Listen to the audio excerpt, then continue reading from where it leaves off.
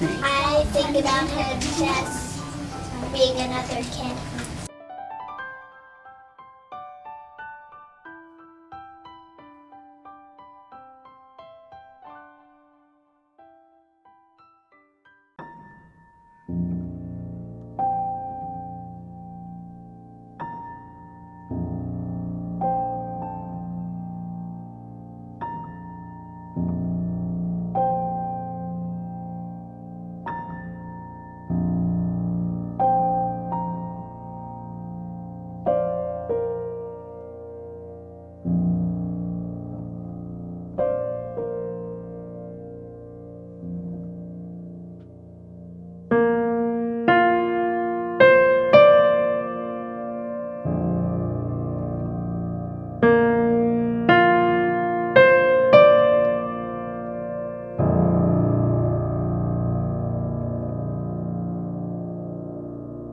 Spelling.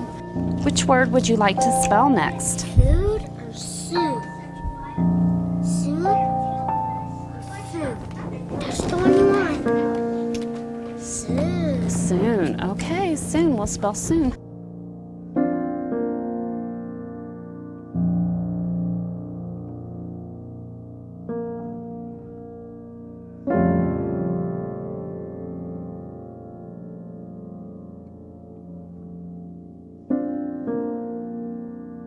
I've just been watching Damien and his interactions since he's been in the classroom, since he's been a part of the regular first grade class, and I think he's been surprising us all. He has a newfound confidence in that, you know, in his own thoughts and his own opinions and his own feelings. And we know the classroom helped bring that out, and he has no problem letting you know what he wants, what he doesn't want. But that engagement increased exponentially when Damien went to the first grade classroom. If he had not gone to the first grade classroom, I think he would have still been trying to figure out his voice. Damien has found his voice by being a part of this inclusion program. And we know that will go with him for the rest of his life. He'll never leave that. It won't stop. But having this in place has given our son his voice. What did you do that, Good job. Damien? Zoo. Can you say the word now, Damien? Zoo.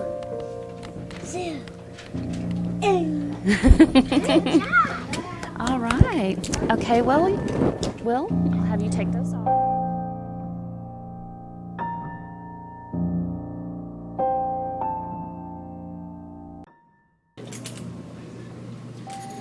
I think they should be treated equally amongst themselves, obviously equally.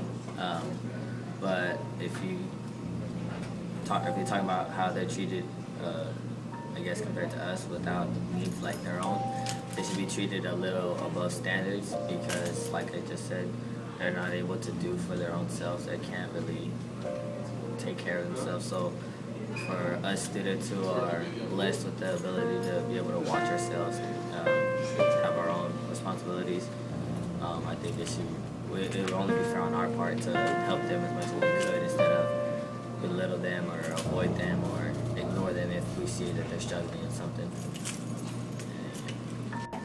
Do you see the difference of how they are treated and how you are treated? Yes. I am treated with a lot more freedom and leniency. They have more eyes on them, more restrictions on what they can do, where they can go, when they can do certain things, how they act, stuff like that. But I think they get their freedom to a certain point. I mean, like I said, they can really do everything on their own. So once they reach that point, then of course they'll be like sheltered back into like where they can be. But other than that, I think it's pretty fair. They feel when people treat them different.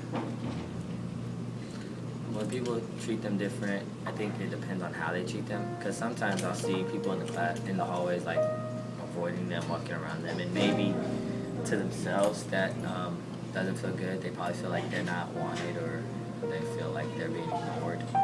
But by the same token, sometimes I see students and they're like, oh hey, and like it gets them all excited and energetic. So I mean, it has its positives and negatives, but overall, even amongst themselves, I see them having a good time with each other. So, I mean, that's good. I mean, they're not completely alone, I guess. And that's about it.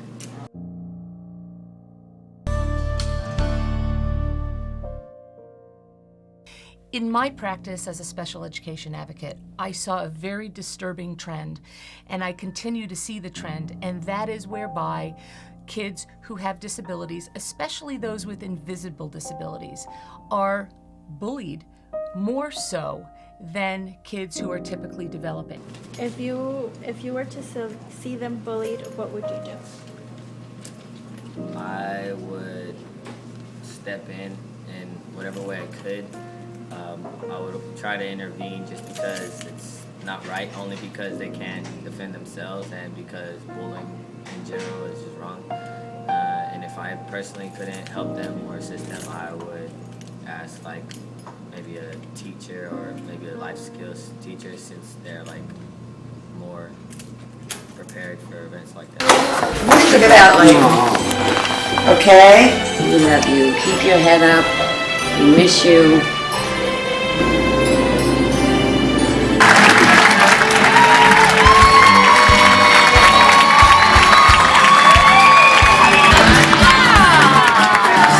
Your struggles in learning. Well, right now the biggest struggle that I'm trying to get used to is by doing things by myself and not having my teachers telling me what to do or like to turn it in. Because I am a senior, so I need to learn to do things on my own and get them turned in on time. But that's like the major struggle that I have right now. How do you think they feel since they're treated differently? Well, at this point, I don't think they see that they're treated differently. They just see that they need help doing those things. And I mean, I'm pretty sure they know, they're not aware that they're different, but they do know that they need help. And I'm guessing that at some point in their lives they did thought that, oh, I'm different, I need help. Why am I different? Why do I need help doing all these things when I see other kids that don't need help? But by now I think that they got used to it and they're okay with it because they know that they need that help in order to learn and get through high school and their life and education. What do you think their struggles are? Well, I'm pretty sure they have a lot of struggles compared to us.